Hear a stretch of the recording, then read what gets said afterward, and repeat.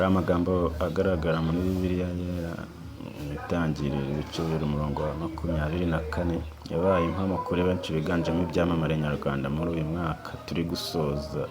Ayo magambo agira ati: "Nicyo gituma umuntu azasiga se na nyina akabana n'umugore we akaramata, bombi bakaba umubiri umwe." Hari benshi mu byamamare bafite amazina ahambaye mu myidagaduro y'u Rwanda 2024 igiye gusiga batakiringa amakirambi. Ni umwaka wabereye bamwe uw'umugisha, usiga bahuye n'umunsi utazibagirana mu mateka yabo. Bakora ibirori byasize bahanye isezerano n'abo bakunda, bemeranya kubana akaramata.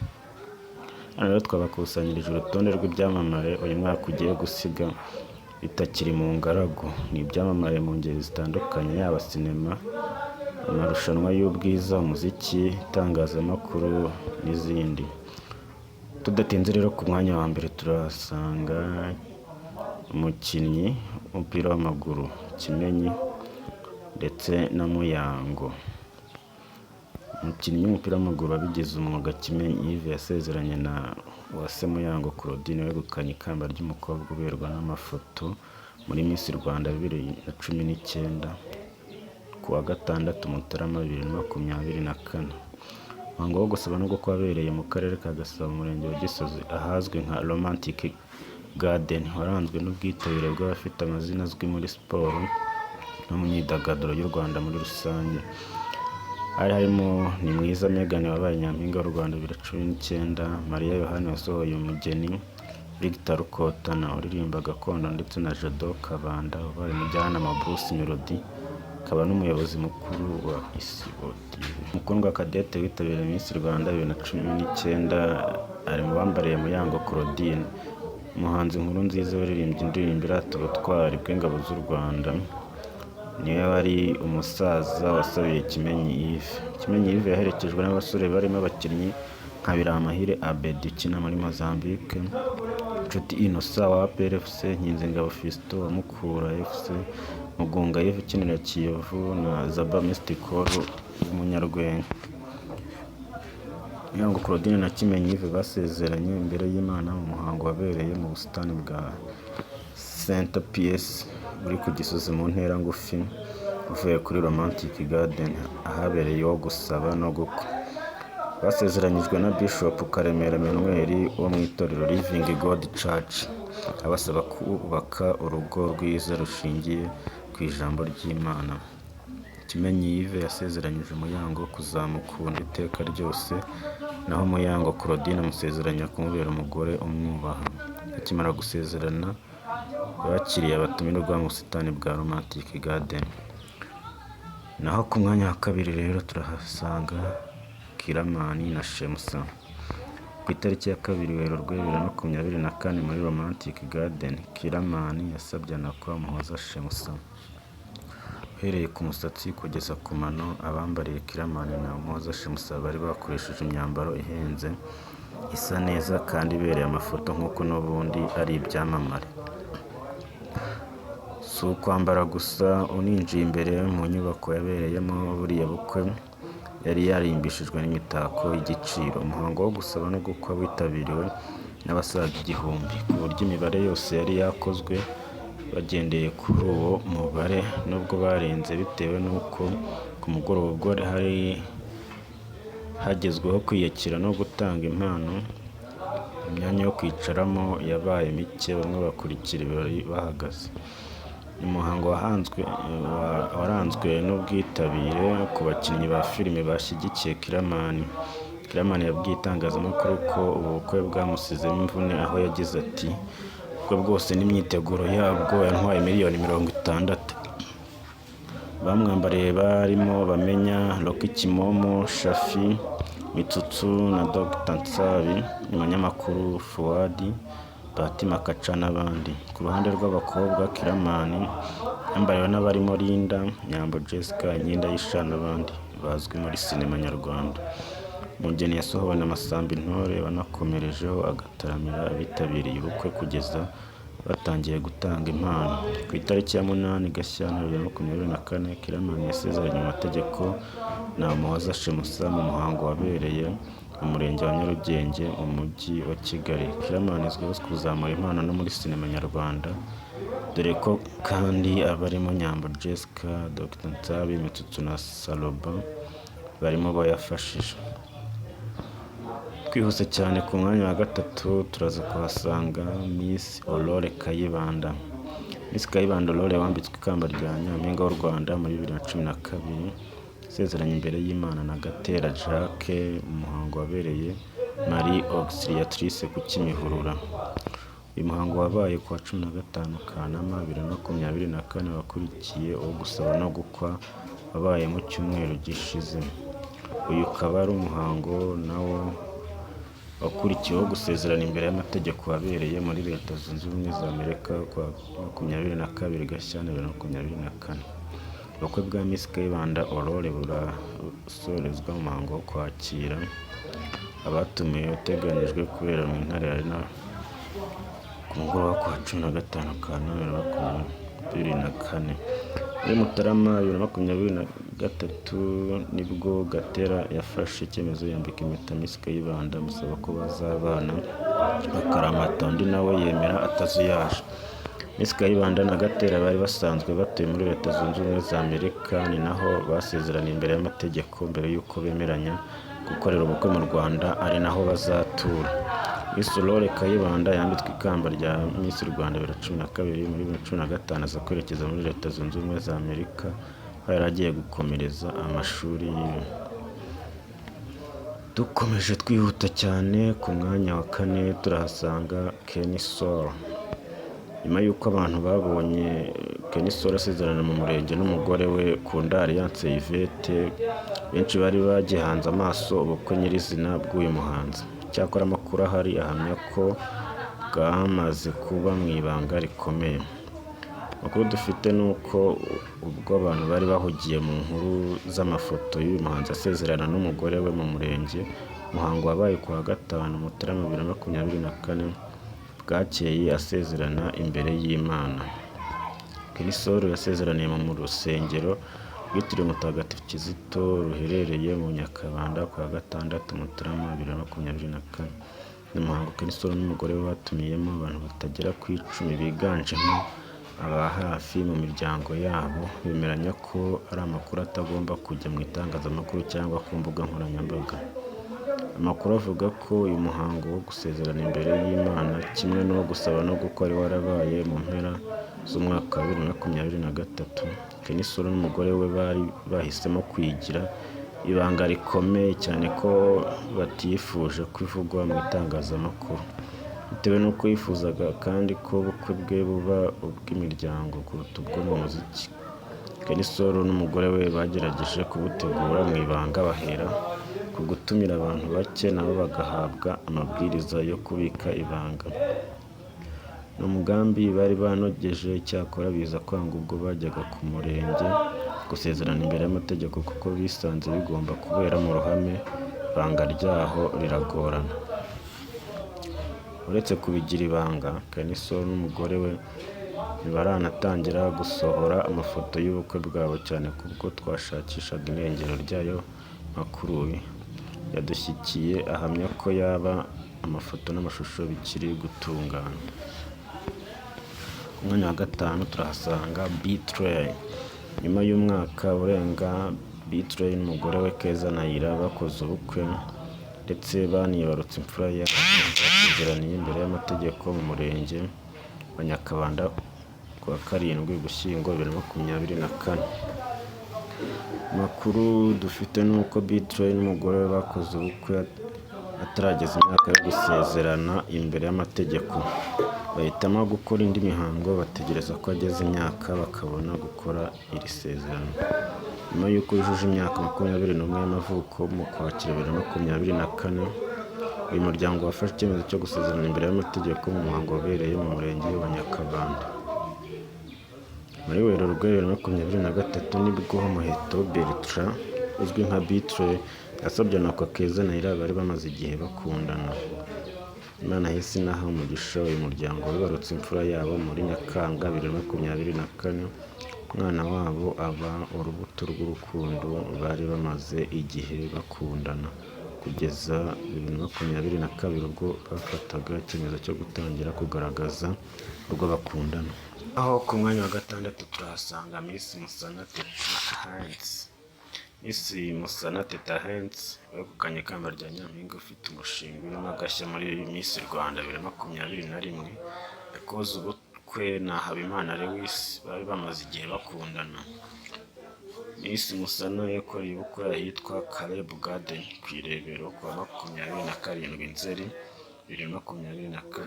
Mu gitondo cy'uyu munsi w'ibirori habaye umuhango wo gusaba no gukwa.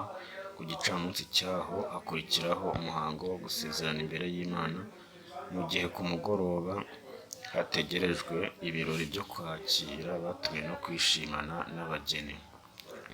Miss Musana afite inkuru yihariye kuko nyuma yo kwitabira irushanwa rya Miss Rwanda 2020 ntahirwe, yaje gufata icyemezo cyo gusubirayo kugira ngo arebe ko yabona amahirwe yo kwiga kaminuza kuko yari yabuze ubushobozi. Umukobwa wahiriwe n'iri rushanwa yinjiye muri 20 bagiye mu mwiherero ahabwa amahirwe yo kwiga muri University of Kigali ndetse anahabwa ikamba ry'uhiga abandi mu kugira umushinga mwiza. Miss Musana wahize abandi mu kugira umushinga mwiza yahawe igihembo cyo kuba Brand Ambassador wa Beka, akajya abihemberwa 500 buri kwezi, ndetse iyi banki yiyemeza kumufasha gushyira mu bikorwa umushinga we. Ikubitiro Banki ya Kigali yabanje gutegurira uyu mukobwa amahugurwa y'uburyo imishinga icungwa binyuze mu gikorwa iyi banki yise Urumuri.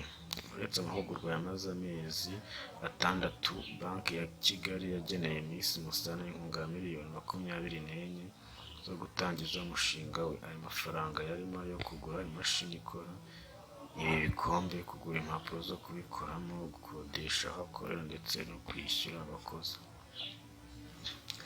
Ku mwanya wa 7 hari Miss Sangwa Odile. Miss Uwase Sangwa Odile yabaye igisonga cya kabiri cya Miss Rwanda 2019.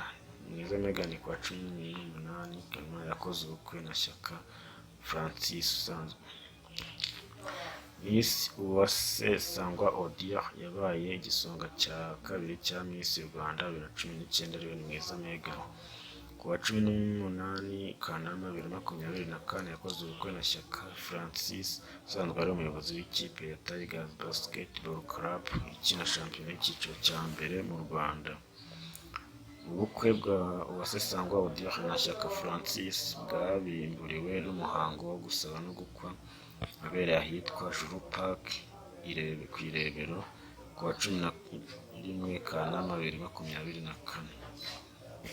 Ku wa 18 Kanama 2020 abageni basezeranye imbere y'Imana mu cyumba cy'amasengesho cyo kuri Ifaka ya Kimihurura. Mu gihe ibirori byabo byasojwe no kwakira abatumiwe bikabera ku Intare Arena.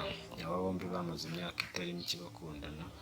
Amakuru yizewe atugeraho nuko Uwase yitabiriye irushanwa rya Miss Rwanda asanzwe bakundana na Shyaka.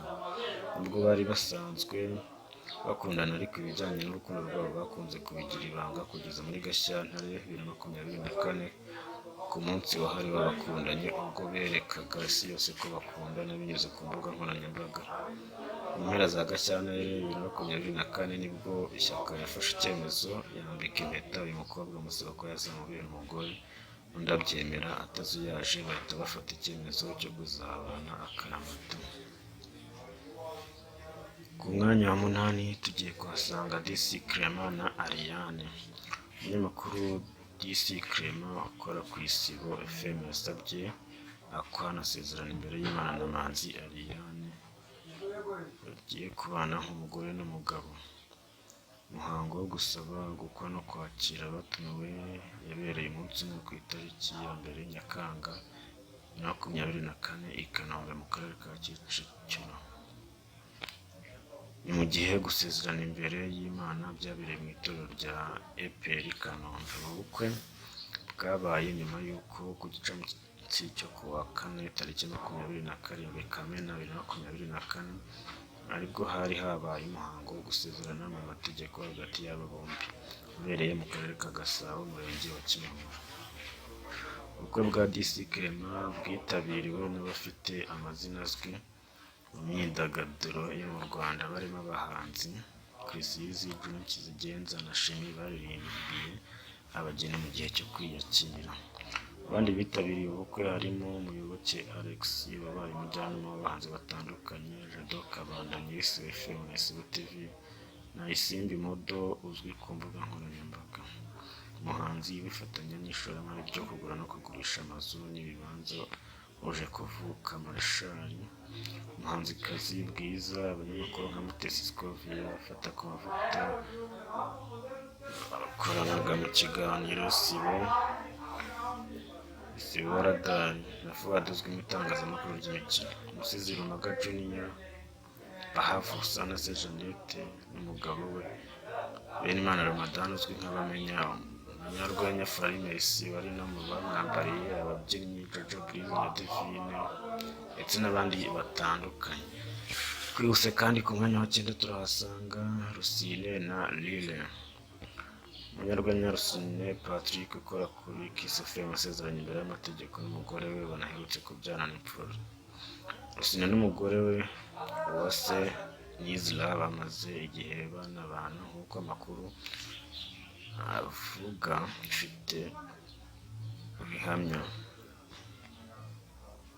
Basezeranye mu ibanga rikomeye mu gitondo cyo kuwa 12 Nzeri 2024 mu murenge wa Kimihurura. Guhera mu ntangiriro z'uyu mwaka nibwo Rusine na Uwase batangiye kugaragaza urukundo rwabo. Cyakora icyo gihe amakuru yavugaga ko bari bamaranye igihe ndetse bari basigaye banabana mbere y'uko bibaruka imfura yabo. Muri Kanama 2024 nibwo Rusine yambitse impeta Uwase bemeranya kubana. Umuhango wabanjirije wo gusezerana imbere y'amategeko kuri uyu wa 12 Nzeri 2024. Rusine n'uyu mugore ni abantu batakunze ko inkuru z'urukundo rwabo zijya mu itangazamakuru kugeza ubwo mu minsi ishize batangiye kujya bashyira hanze amwe mu makuru aberekeyeho. Rusine wamamaye nk'umunyarwenya ni n'umukinnyi wa sinema ufite izina ritoroshye mu Rwanda cyane ko ari umwe mu nkingi za mwamba muri filimi yitwa Umuturanyi iri mu zikunzwe bikomeye. Mu Ukwakira 2022 nibwo Rusine wari usanzwe ari umunyarwenya ukomeye mu Rwanda yinjiye kuri Kiss FM aho yabereye umunyamakuru w'Ikimenya Bose nyuma y'igihe atangiriye uyu mwuga kuri Power FM. Ku mwanya wa 10 ho turasanga Jado Sinza na Esther. Umuramyi akaba n'umukinnyi wa filime za Gikristo sinzabyibagirwa Jean de Dieu uzwi nka Jado Sinza asezeranye kubana akaramata n'umukunzi Esther Umulisa bamaze imyaka 8 bakundana. Kuwa 4 tariki ya 5 Nzeri 2024 nibwo Jado Sinza na Esther Umulisa bemerewe n'amategeko ya leta y'u Rwanda kubana nk'umugabo n'umugore mu muhango wabereye mu murenge wa Kimironko mu mujyi wa Kigali. Icyo gihe aba bombi bari bagaragiwe n'abarimo Bosco Nshuti, Josué Shimwa na Neema Marie Jeanne mukuru wa Esther Umulisa. Nk'uko byari muri gahunda yabo kuwa 21 Nzeri 2024 bakoze ubukwe bwo gusaba no gukwa ndetse banasezerana imbere y'Imana mu rusengero rwa ADPR Remera. Jado Sinza n'Umulisa bamaze imyaka 14 baziranye ndetse bakaba bakundanye mu gihe cy'imyaka 8 mbere y'uko bashyingiranwa kandi bagahurira ku mpano yo kuririmba. Jado Sinza yakunzwe mu ndirimbo zirimo Amateka, Itorero, Goligota, Ndi Imana Yawe, Yesu Warakoze, Inkuru y'Agakiza ndetse n'izindi. Muri sinema azwi muri filime bwite yitwa Ndategereje, akaba yarayitiriye indirimbo ye yakunzwe cyane yitwa Ndategereje. Abandi byitezwe ko bazasoza uyu mwaka batakiri ingaragu harimo Nyampinga w'u Rwanda 2020 Nishimwe Naomi uzarushinga ku 29 Ukuboza 2024. Miss Irasubiza Alliance yegukanye ikamba rya Miss Popularity muri Miss Rwanda muri 2020 zakora ubukwe ku 19 Ukuboza 2024 mu mujyi wa Nampa ho muri leta ya Idaho muri Leta Zunze Ubumwe za Amerika ndetse n'abandi bagiye batandukanye. Nayo nguko rero bari ibyamamare bigera ku 10 mu mwaka wa 2024 usize cyangwa se ugiye gusiga babana n'abo bakundana batakiri ingaragu cyangwa se ingarabakirambi. Ndagushishikariza gukora subscribe kuri Green Roots TV kugira ngo wowe ujye ubona update z'amakuru y'ibyamamare ndetse n'ahandi mu ngeri zitandukanye ku gihe. Murakoze cyane.